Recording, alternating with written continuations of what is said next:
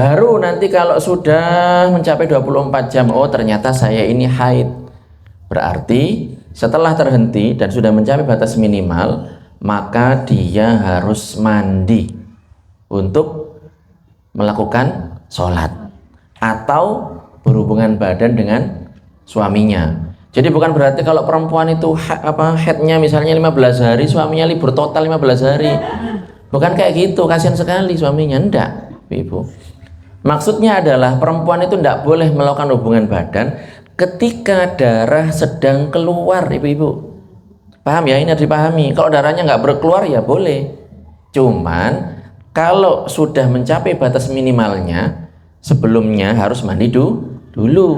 Kalau belum, ya belum mencapai batas minimalnya dan berhenti, maka tidak perlu mandi, cukup dibersihkan saja. Kalau ternyata kok keluar lagi, ya enggak apa-apa, karena menghukuminya secara zahir. Kan boleh saja pada saat berhenti itu berhenti terus kan, walaupun ternyata keluar lagi. Paham ini ibu ya? Berbeda, begitu pula dengan sifatnya. Allah mendengar tanpa telinga, Allah melihat tak butuh mata. Alhamdulillahirabbil alamin.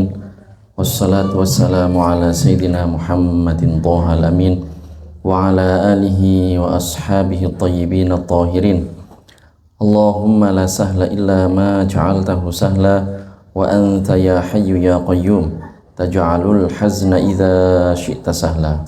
Allahumma rzuqnal ikhlasa fil qawli wal amali wan niyyah. Ibu-ibu jamaah muslimat yang dirahmati oleh Allah Subhanahu wa taala, alhamdulillah kita masih diberikan kesempatan untuk berbuat baik. Kita masih diberikan banyak kenikmatan oleh Allah Subhanahu wa taala, utamanya adalah nikmat iman dan nikmat Islam. Karena kita sekarang berada di tengah-tengah kajian, supaya kita mendapatkan pahala yang melimpah dari Allah Subhanahu wa taala, mari kita hadirkan dalam hati kita niat mencari ridho Allah Subhanahu wa taala dengan mendengarkan serta mengikuti kajian ilmu agama. Kemarin sudah kita bahas mengenai perkara-perkara yang membatalkan wudhu. Nah, sekarang kita sampai pembahasan mengenai air yang merupakan media untuk bersuci, halaman 16. Silakan Ibu dibuka pasal tentang air halaman 16. Jadi air itu secara umum ya terbagi menjadi dua bagian. Ada air sedikit dan ada air banyak ya. Ada air sedikit, ada air banyak. Air sedikit itu adalah air yang kurang dari 2 kolah. 2 kolah ini pasti sudah tahu. Pertanyaannya sekarang, ini kolah ini ukurannya apa? Ada di situ di catatan kaki 2 kullah, bahasa Arabnya kullah atau 2 kolah itu jika diukur dengan bejana yang bentuknya segi 4, maka itu adalah air yang memenuhi tempat yang panjang, lebar, dan kedalamannya adalah seukuran 1 hasta seperempat. 1 hasta seperempat. 1 hasta itu dalam bahasa Arabnya dhira'. Dhira' itu kemarin sudah kita sebutkan, bagian dari sini, ujung jari-jari sampai siku. Itu namanya adalah dhira', ya, kurang lebih 48 cm. Nah, tambah seperempatnya, 48 dibagi 4 ini ada 12. Berarti ya sekitar 60 sentian lah. Ya. Berarti kalau kita punya bak kolam bak itu yang panjangnya, lebarnya, kedalamannya adalah 60 cm, ya. Airnya penuh, itu berarti sudah disebut dengan ukuran 2 kolah. Apalagi lebih ya tinggal mengkalikan aja, dilihat nanti, dicek masing-masing jedingnya itu, bak mandinya berapa ukurannya, 60 kali 60 kali 60. Itu kalau full berarti 2 kolah, kalau kurang berarti bukan 2 kolah ya, termasuk air sedikit. Jadi air yang di sini, air yang banyak itu adalah air yang mencapai 2 kolah atau lebih. 2 kolah atau lebih berarti 2 kolah itu terhitung banyak. kurang dari itu maka disebut dengan air sedikit. Tidak boleh Ustadz dibuat bersuci, boleh. Yang penting suci mensucikan. Tapi ada ketentuan tambahan nanti. Jadi itu ya, air terbagi menjadi dua, air banyak dan air sedikit. Air banyak adalah yang ukurannya itu mencapai 2 kolah. Kalau bak itu ukurannya berarti 60 kali 60 kali 60 cm. Kalau full itu 2 kolah. Kalau dileterkan ini sekitar 190 liter. Berapa ibu-ibu? 190 liter ya. Atau mungkin kalau tabung, mungkin bak kontrolnya tabung. Kalau tabung gimana Ustadz? Nah, kalau tabung ini adalah tabung yang ukurannya itu, yang diameternya itu adalah 60 cm, kemudian kedalamannya ini adalah 2 ziro setengah, berarti 48 kali 2 berapa? 96 ya. Tambah 48 dibagi 2 berapa? 48 dibagi 2 berapa? 24. Berarti 96 tambah 24. Berapa itu? Nah, itu. Jadi ukurannya benar ya, hitungnya ya, jangan sampai salah. Jadi 48 tambah 48 tambah 24. Berapa itu? 148 ditambah 48 ditambah 24. Berapa? Hitung Zun. 100? Nah, itu. 120 cm. Jadi ini diameter, tahu Ibu ya diameter ya? Diameter ini garis yang memotong lingkaran, itu namanya diameter.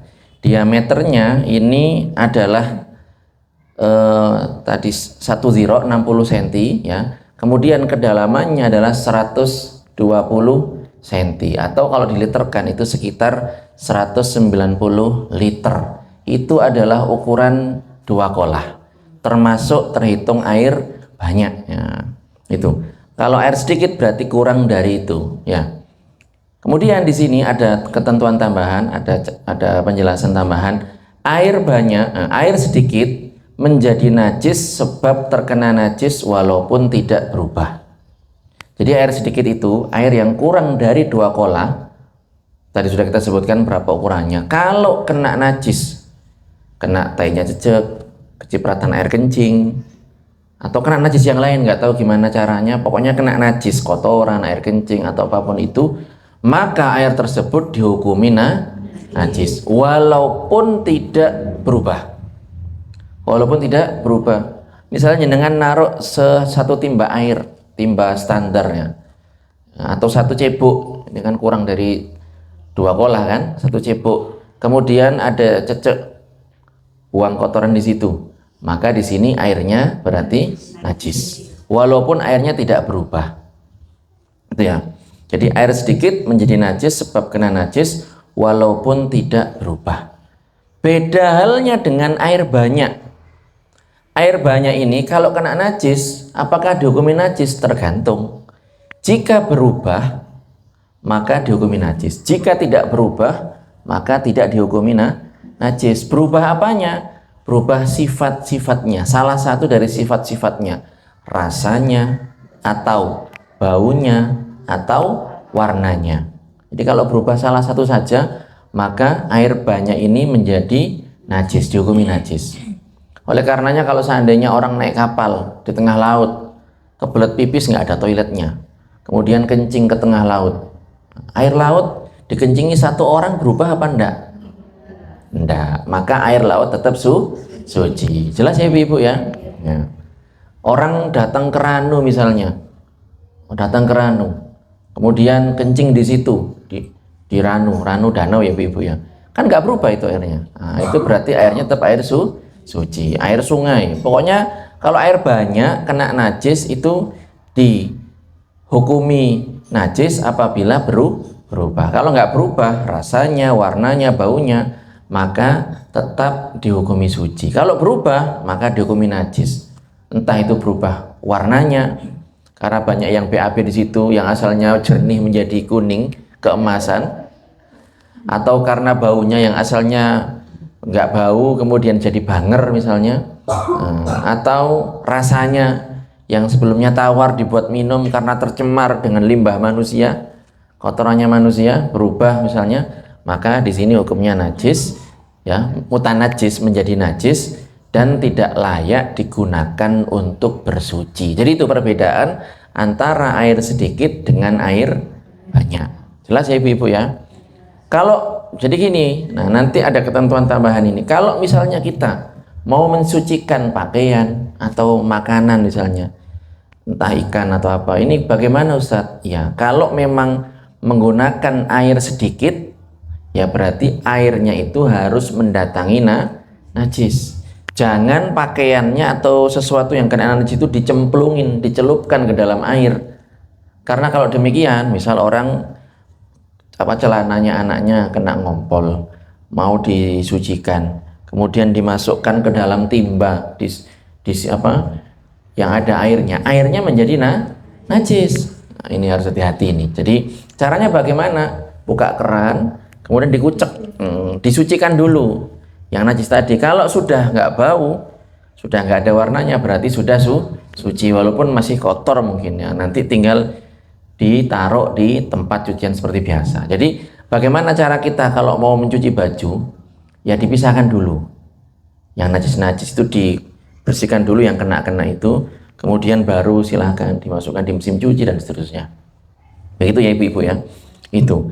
Setelah kita membahas mengenai air ya, berikutnya kita akan membahas mengenai mandi. Luar biasa ibu-ibu. Subhanallah, mandi aja ada ilmunya, ada ketentuannya. Jadi nggak asal jebur pakai sabun begitu ya. Yang asalnya kotak jadinya karena dipakai berulang kali habis misalnya. Enggak seperti itu saja, ada ketentuannya. Jadi yang dimasukkan di sini adalah mandi yang hukumnya wajib, karena mandi itu macam-macam.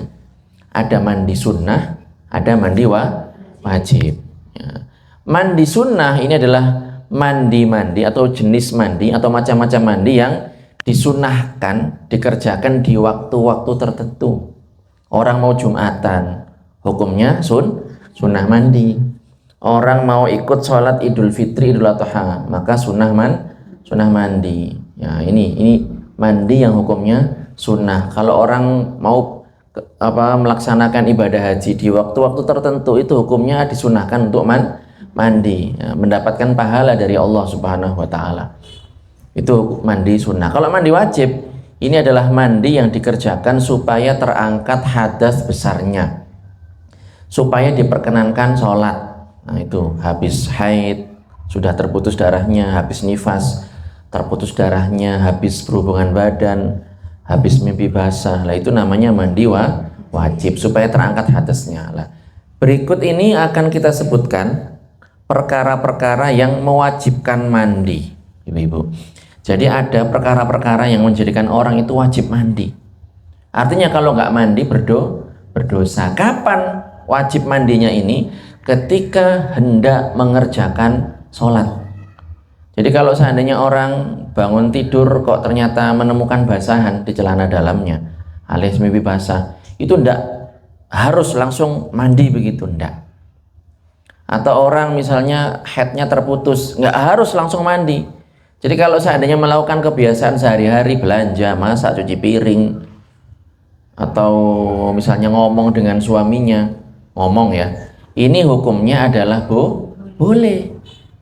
Nah, nanti kalau mau sholat baru wajib mandi, atau mau melayani suaminya dalam tanda kutip harus mandi dulu.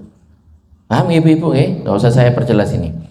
Seperti itu. Apa saja? Yang pertama adalah memasukkan kepala zakar ke dalam farji, alias bersenggama, alias berhubungan badan. Ini kalau terjadi ini maka wajib mandi. Jadi kalau kepala zakar itu sudah masuk ke dalam farji, maka yang bersangkutan laki-laki maupun perempuan ini wajib mandi, meskipun tidak keluar mani, ibu-ibu. Jadi berhubungan badan itu mewajibkan mandi walaupun tidak keluar mani, walaupun satu celupan, ibu-ibu. Nah ini wajib mandi. Paham ya ibu-ibu ya? Paham sekali ibu-ibu ini. Jadi wajib mandi walaupun tidak keluar mani. Yang kedua, ini sebentar. Memasukkan kepala zakar. Artinya apa? Tidak harus dibenamkan seluruh kemaluan itu. Jadi walaupun yang masuk itu adalah kepala zakar saja. Paham ya Ibu ya? Kepala zakar saja, tidak semua batang. Itu sudah mewajibkan mandi. Jadi ini nanti kalau pulang bapaknya diedukasi ya. Pak tadi alhamdulillah ikut ngaji, katanya Ustadz kalau satu celup walaupun nggak keluar mani itu wajib mandi Pak. Nah, kasih tahu bapaknya. Tuh. Jadi harapan saya kita ini ngaji itu selain bermanfaat untuk diri kita sendiri, juga bermanfaat untuk orang lain, untuk keluarga kita terutama, suami kita, anak-anak kita, kerabat kita. Jangan sampai ya ngaji di sini tidak jelaskan ke orang lain itu, bikin status, tidak apa-apa. Alhamdulillah sudah belajar 1, 2, 3. Begitu biar orang itu baca status. Jangan status-status galau aja yang diposting itu ibu-ibu. Ya itu ya. Yang kedua adalah keluar mani. Keluar mani baik dalam kondisi sadar maupun tidur. Ya keluar mani. Kalau tertidur berarti ya tadi itu mimpi basah atau karena melakukan masturbasi. Ini mewajibkan mandi ibu-ibu. Ya. Kalau keluar. Kalau nggak keluar ya enggak. Kemudian yang ketiga, haid. Maksudnya adalah ketika darah haid itu terputus. Jadi orang punya kebiasaan misalnya haid 6 hari, 7 hari terputus, maka dia wajib mandi untuk mengerjakan sholat. Atau di tengah-tengah dia biasanya haid kok darahnya terputus, maka dia harus mandi untuk mengerjakan sholat. Ya, seperti itu. Atau tadi itu melayani suaminya. Kemudian haid ini adalah darah yang keluar dari rahim perempuan dalam kondisi sehat, bukan dikarenakan melahirkan. Ya itu haid itu. Jadi nggak asal keluar kemudian dia wajib mandi. Dan sudah mencapai batas minimalnya ibu-ibu. Minimalnya haid berapa? Sehari semalam. Bukan 7 hari. 7 hari itu kebiasaannya. Minimalnya haid itu adalah sehari semalam. Atau berapa jam? 24 jam. 24 jam. Sehari semalam penuh atau 24 jam walaupun terputus-putus. Jadi kalau belum mencapai 24 jam walaupun sudah beberapa hari, itu berarti belum mencapai batas minimal haid, maka belum disebut dengan darah haid ya. Oleh karenanya misal orang di hari pertama keluar darah cuma 5 jam. 5 jam ini kurang kan dari 24 jam? Ya ibu-ibu. Berarti sudah disebut haid apa belum? Belum. Maka di sini kalau 5 jam kemudian terhenti, putus ya, di sini tidak wajib mandi. Tapi tetap wajib sholat. Dibersihkan kemaluannya kayak habis pipis. Kemudian dia sholat. Seperti itu. Kalau seandainya di hari berikutnya keluar lagi 10 hari. Hari pertama 5, hari kedua 10. 5 tambah 10, 15. Sudah mencapai batas minimal? Belum, karena belum mencapai 24 jam. Maka ketika pada saat keluar dia tidak sholat, gitu. Karena keluar tidak sholat. Ketika berhenti, maka di sini berarti dia membersihkan kemaluannya, kemudian sholat. Ya. Baru nanti kalau sudah mencapai 24 jam, oh ternyata saya ini haid. Berarti setelah terhenti dan sudah mencapai batas minimal, maka dia harus mandi untuk melakukan sholat atau berhubungan badan dengan suaminya. Jadi bukan berarti kalau perempuan itu haidnya misalnya 15 hari, suaminya libur total 15 hari. Bukan kayak gitu, kasihan sekali suaminya. Enggak, ibu. Maksudnya adalah perempuan itu tidak boleh melakukan hubungan badan ketika darah sedang keluar, ibu-ibu. Paham ya? Ini harus dipahami. Kalau darahnya nggak berkeluar ya boleh. Cuman kalau sudah mencapai batas minimalnya, sebelumnya harus mandi dulu. Kalau belum, ya belum mencapai batas minimalnya dan berhenti, maka tidak perlu mandi, cukup dibersihkan saja. Kalau ternyata kok keluar lagi, ya enggak apa-apa, karena menghukuminya secara zahir. Kan boleh saja pada saat berhenti itu berhenti terus kan, walaupun ternyata keluar lagi. Paham ini ibu ya? Nah, ini nanti silakan bapak-bapaknya diedukasi nanti itu. Kemudian nifas. Nifas ini hampir sama dengan haid, bedanya adalah kalau nifas ini setelah melahirkan. Nifas setelah melahirkan, ya. Dan minimalnya itu 1 ludahan. Di 1 ludahan keluar, setelahnya nggak keluar lagi. Biasanya 40 hari, maksimalnya adalah 60 hari. Itu nifas. Jadi kalau orang terputus darah nifasnya, maka dia mandi untuk mengerjakan sholat. Pada saat keluar juga tidak boleh, ya, tidak boleh sholat, tidak boleh berhubungan badan dan seterusnya. Kemudian melahirkan. Jadi ketika perempuan itu melahirkan, walaupun yang dilahirkan ini belum sempurna, prematur misalnya, atau keluar masih seukuran botol atau sekerat daging atau segumpal darah dan ternyata itu adalah bayi, ya, maka di sini wajib mandi. Jadi tidak harus bayinya itu utuh gitu, ya. Jadi pokoknya melahirkan, apapun yang dia lahirkan, pokoknya namanya melahirkan. Yang penting itu adalah anak, maka di sini mewajibkan mandi, ya. Walaupun pas melahirkan itu tidak keluar darah, kan ada itu orang perempuan melahirkan darahnya tidak keluar, resik bersih bayinya, ini tetap wajib mandi. Kenapa ibu-ibu wajib mandi? Karena bayi itu diciptakan dari mani, ya, kan kayak keluar mani itu kan. Kalau orang keluar mani wajib mandi, maka ketika melahirkan juga wajib mandi. Yang berikutnya adalah mati. Jadi kalau orang mati itu wajib dimandikan, nggak bisa mandi sendiri. Nanti pelayatnya lari semua nanti. Jadi wajib dimandikan, kewajiban atas orang yang hidup. Jadi kalau ada orang meninggal, muslim meninggal, ini dia wajib dimandikan. Siapa yang memandikan? Orang yang hidup. Siapa? Yang tahu. Kalau seandainya ada orang meninggal, nggak ada yang peduli, nggak ada yang ngereken, nggak ada yang memandikan, nggak ada yang mengkafani, nggak ada yang menyolati, nggak ada yang menguburkan, sampai batang, sampai berbangkai, ya, sampai bau gitu. Maka yang tahu ini semuanya berdosa, yang tahu. Tapi kalau seandainya sudah dikerjakan itu oleh beberapa orang, keluarganya misalnya, maka ini sudah gugur kewajiban yang lain. Karena ini mengurus jenazah, 4 perkara tadi ini hukumnya adalah fardu kifayah. Jadi kewajiban komunitas dikerjakan oleh sekelompok orang, maka gugur atas yang lain. Seperti itu. Setelah kita membahas perkara-perkara yang mewajibkan mandi, ketentuannya seperti apa? Fardunya ini bagaimana? Berapa? Fardunya mandi atau rukunnya mandi itu hanya ada 2 perkara. Silahkan dibuka halaman 18, ya. Hanya ada 2 perkara. Yang pertama adalah niat. Sekali lagi, niat ini adalah pekerjaan hati, perbuatan hati, tidak disyaratkan diucapkan dengan lisan. Jadi tidak harus orang repot-repot menghafal atau sibuk akhirnya nggak mandi-mandi, enggak. Kalau memang hafal ya monggo silahkan, tapi tidak harus dia mengatakan nawaitul husla li rafil hadatsil akbari fardhon lillahi ta'ala. Tidak harus kayak gitu. Wis pokoknya ketika mau menyiramkan, mau mengguyurkan air, mau menyalakan shower begitu, dia niat saya sekarang ini mandi dalam rangka mandi besar untuk mengangkat hadas besar. Yang penting itu, ya, itu niat perbuatan hati.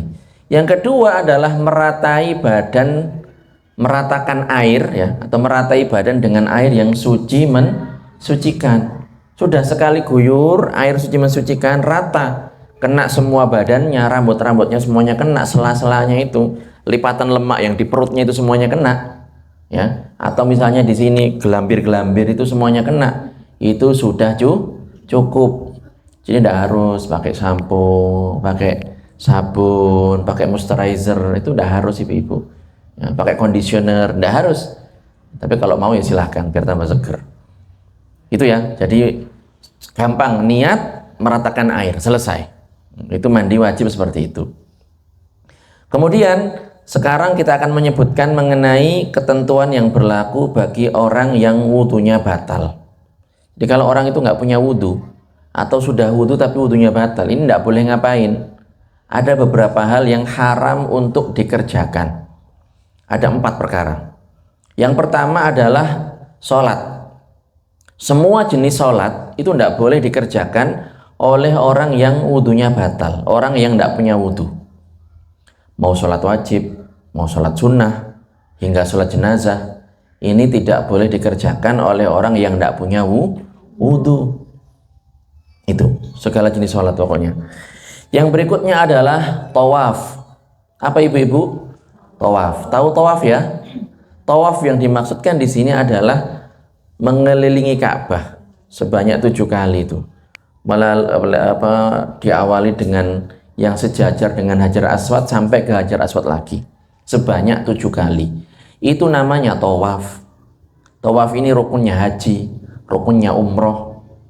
Dan boleh juga orang itu tawaf saja tanpa masuk ke rangkaian haji dan umroh. Kayak tawaf qudum, ya, tawaf ifadah, tawaf wada. Ini juga kalau mau mengerjakan itu maka harus dalam kondisi sudah punya wudu. Kalau nggak punya wudu maka tawafnya tidak sah dan dia berdosa karena mengerjakan perbuatan yang haram. Jadi ibadah itu ada ketentuannya, ada syarat rukunnya, ada pantangan-pantangannya. Nggak asal aja. Ini harus diperhatikan ibadah ini. Jangan asal orang ngerjakan itu kita ngerjakan itu, enggak. Tanyakan dulu. Ini hukumnya bagaimana? Ada ketentuannya apa enggak? Ada syariatnya apa enggak? Seperti itu. Jadi kalau tawaf, apapun macam tawaf itu harus dalam kondisi berwudu. Yang berikutnya adalah menyentuh mushaf. Mushaf itu adalah lembaran-lembaran yang bertuliskan Al-Quran. Ya, Al-Quran itu kita bilangnya Al-Quran. Tapi dalam bahasa Arab ini di kitab-kitab fikih dibahasakan mushaf. Ya. Mushaf itu adalah lembaran-lembaran yang bertuliskan ayat-ayat Al-Quran, walau hanya sebagian saja, 1 juz, 5 juz, 10 juz, ya, atau mungkin kertas yang bertuliskan beberapa zikir yang di situ isinya Al-Quran. Itu hukumnya sama, tidak boleh disentuh oleh orang yang tidak punya wudu. Hati-hati ini ibu-ibu. Atau membawanya. Kalau tadi nyentuh itu walaupun pinggiran-pinggirannya. Al-Quran itu kan nggak semuanya ada tulisannya kan, pinggirannya kan putih kan, kosong kan. Walaupun nyentuh itu, nggak boleh. Orang yang nggak punya wudu nggak boleh nyentuh itu. Ya. Atau bawa, kalau bawa itu yang bawa, ya, bawa kayak gini dari satu tempat ke tempat yang lain, nggak boleh. Ini juga penting, kita nggak boleh nyuruh anak-anak yang belum bisa wudu kemudian ngambilin Al-Quran. Nggak boleh. Jadi anaknya atau cucunya belum bisa wudu, begitu uti misalnya atau ibu ambilkan Quran, nggak boleh. Kalau sudah bisa wudu boleh, silahkan. Itu. Berikutnya adalah perkara yang diharamkan atas orang yang junub. Orang junub ini ya karena mimpi basah, karena berhubungan badan. Ini ada perkara-perkara yang tidak boleh dikerjakan. 4 tadi sudah kita sebutkan ya, sholat, tawaf, menyentuh mushaf, membawa mushaf. Cuman ada tambahan 2. Jadi orang yang junub, mimpi basah atau keluar mani, ya, berhubungan badan walaupun tidak keluar mani, ini diharamkan 6 perkara. Tadi 4 sudah kita sebutkan, tambahannya adalah 2. Apa itu? Berdiam diri di masjid. Tidak boleh. Itikaf di masjid atau berdiam diri di masjid, tidak boleh. Yang pertama. Yang kedua adalah membaca Al-Quran. Jadi kalau orang tidak punya wudu, ibu-ibu, boleh baca Al-Quran. Orang tidak punya wudu, membaca Al-Quran boleh. Ya. Sudah wudu dari rumah, begitu di tengah jalan kena angin, kemudian keisi angin, akhirnya anginnya keluar. Nah ini padahal ini ikut khotmil Quran ini misalnya. Ya kalau tidak megang boleh gitu. Atau yasinan misalnya. Mau wudu rumah orangnya ini sudah penuh orang rewang begitu kan, jadi nggak enak. Bagaimana ini? Boleh, tapi nggak pakai pegang, baca tok. Boleh. Nah, yang nggak boleh itu adalah memegang kalau nggak punya wudu. Nah itu. Yang nggak boleh baca siapa? Orang yang junub nggak boleh baca. Nah, itu. Yang berikutnya adalah perkara-perkara yang diharamkan bagi perempuan yang sedang haid, sedang dalam kondisi darahnya itu keluar. Ya, kalau darahnya terputus tadi kan sudah kita sebutkan. sedang dalam kondisi darahnya keluar, ini diharamkan untuk mengerjakan 9 perkara. 6 sudah kita sebutkan tadi yang lewat itu.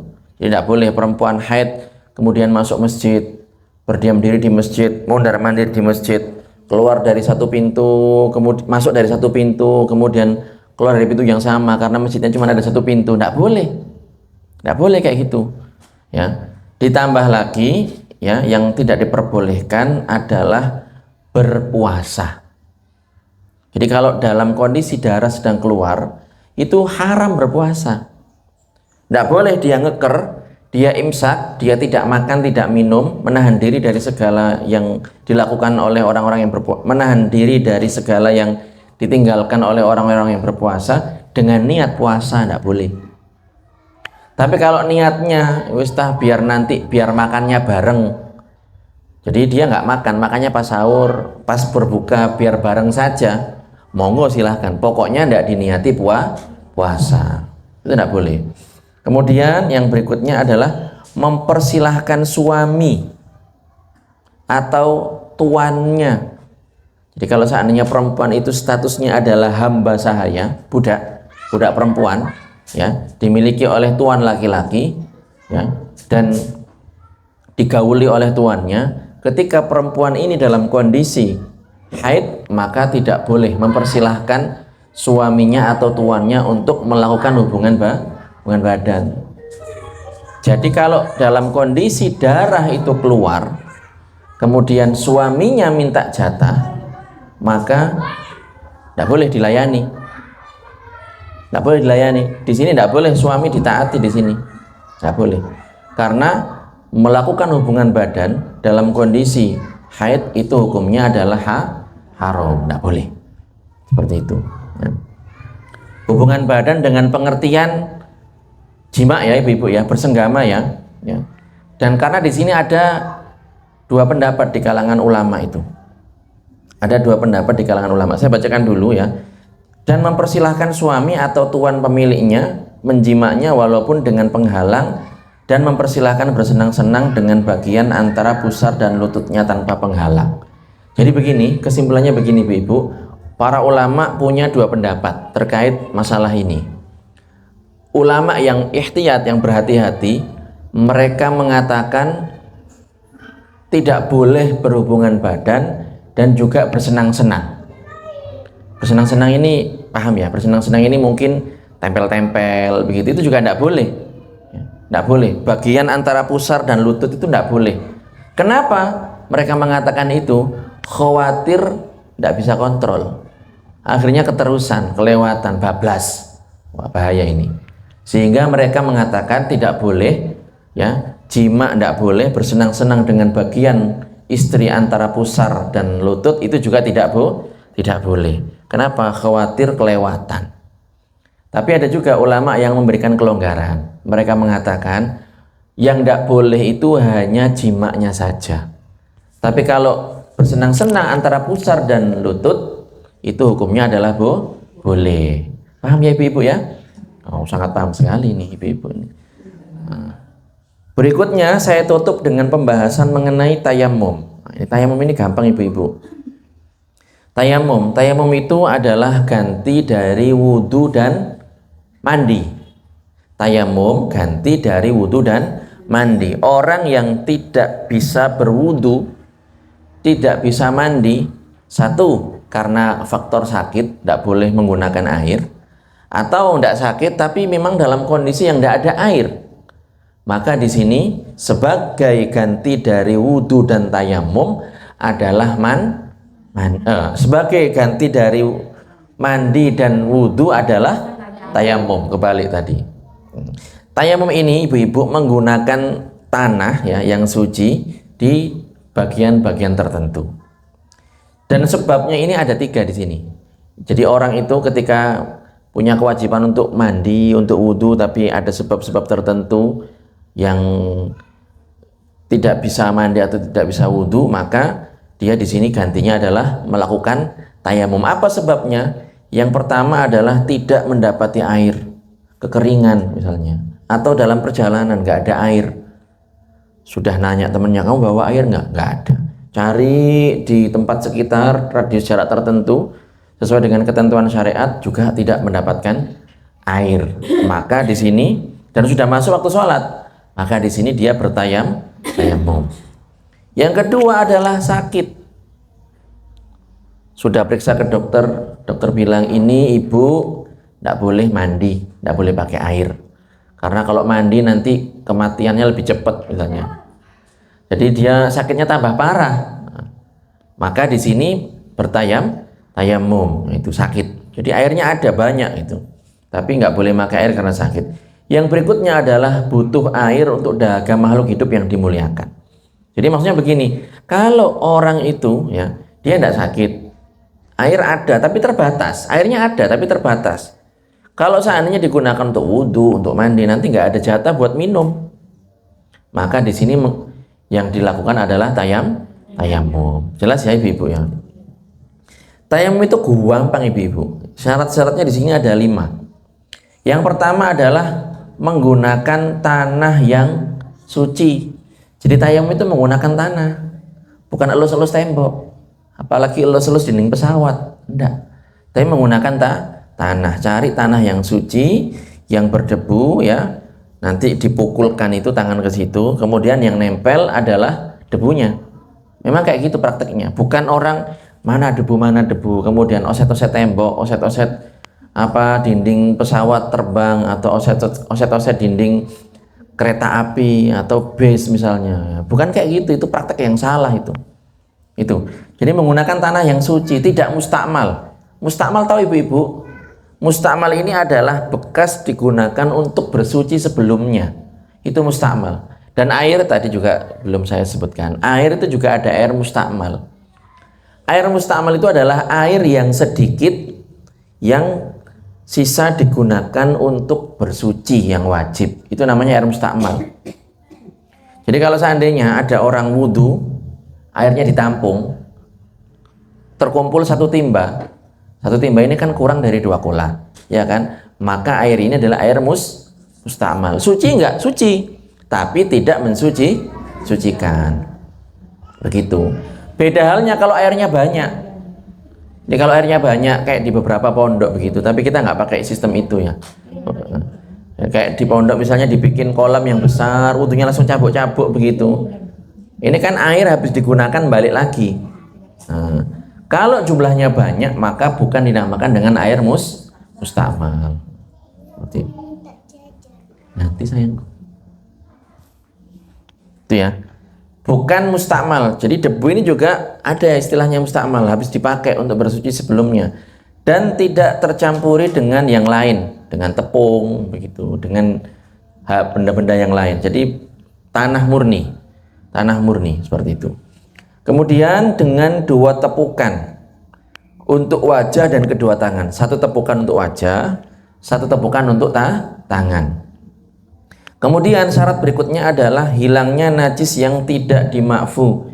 Jadi orang itu sebelum tayamum itu dalam kondisi sudah bersih, tidak ada najisnya. Ada najisnya dibersihkan dulu pakai air. Nah, baru setelah bersih dia tayamum. Yang berikutnya adalah tayamum ini dikerjakan kapan? Setelah masuknya waktu sholat. Beda dengan wudhu. Kalau wudhu tidak syarat seperti itu. Kita sekarang misalnya dalam kondisi berwudhu, terus terjaga wudhunya sampai nanti maghrib. Maghrib boleh nggak Ustaz langsung sholat maghrib? Boleh. Karena wudhunya yang dikerjakan asar tadi belum batal. Boleh.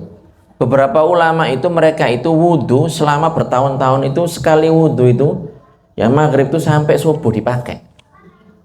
Dan saya dulu pernah itu wudhu dari asar sampai isya itu dipakai. Kenapa? Karena airnya sedikit di luar negeri itu. Negara Arab itu kadang airnya kurang. Jadi kalau wudhu itu tidak harus menunggu masuk waktu. Tapi kalau tayamum maka harus menunggu waktu. Jadi kalau misalnya sekarang mau sholat asar ya tayamum. Kalau nanti mau sholat maghrib ya tayamum lagi ketika masuk waktu sholat maghrib. Isya ya tayamum lagi untuk waktu sholat isya. Tapi pokoknya setelah masuknya waktu. Nah, yang kelima ini tadi sudah saya kasih contoh ya barusan. Bertayamum ini untuk setiap sholat fardu. Kalau wudhu para jamaah, jenengan wudhu sekali bisa untuk berkali-kali sholat. Sekarang wudhu bisa untuk duhur, untuk asar, untuk maghrib, untuk isya. Yang penting wudhunya belum batal. Tapi memang ibu-ibu disunahkan untuk tajdid, untuk memperbarui wudhunya. Jadi walaupun sekarang wudhunya belum batal, masuk maghrib wudhu lagi ya monggo. Hukumnya sunnah. Itu. Tapi kalau tayamum itu setiap kali wudhu, setiap kali sholat saja, sholat fardu. Jadi misalnya sekarang tayamum untuk asar, berarti tayamum ini sudah nggak berlaku untuk maghrib nanti.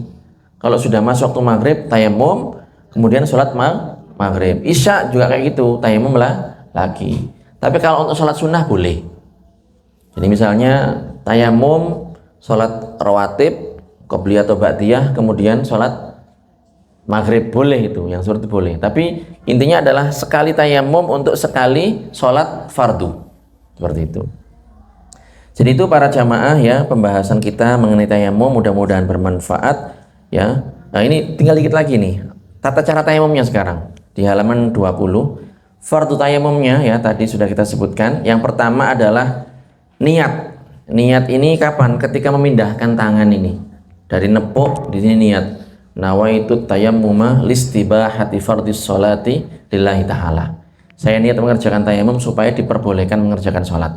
Jadi pas nepuk ini, nepuk, kemudian diusapkan ke wajah. Ya, mengusap wajah ini merupakan rukun tayamum yang berikutnya.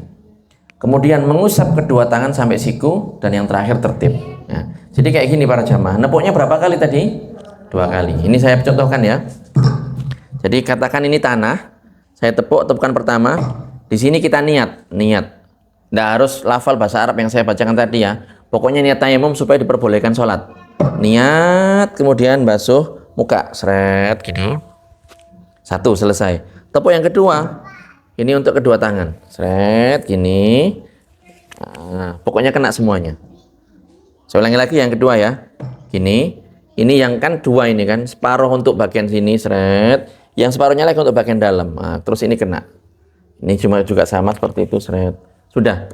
Tayamum ya ibu-ibu ya, bukan luluran masker lumpur ya. Nah, ini kadang disalah pahami. Jadi yang nempel itu debu. Yang nempel debu. Jadi tanah berdebu. Yang nempel apanya debu, bukan luluran lumpur, bukan. Nah, itu. Jadi itu mudah-mudahan bermanfaat. Wallahu subhanahu wa ta'ala a'lam wa ahkam. Silakan ibu-ibu kalau ada yang pertanyakan. Monggo.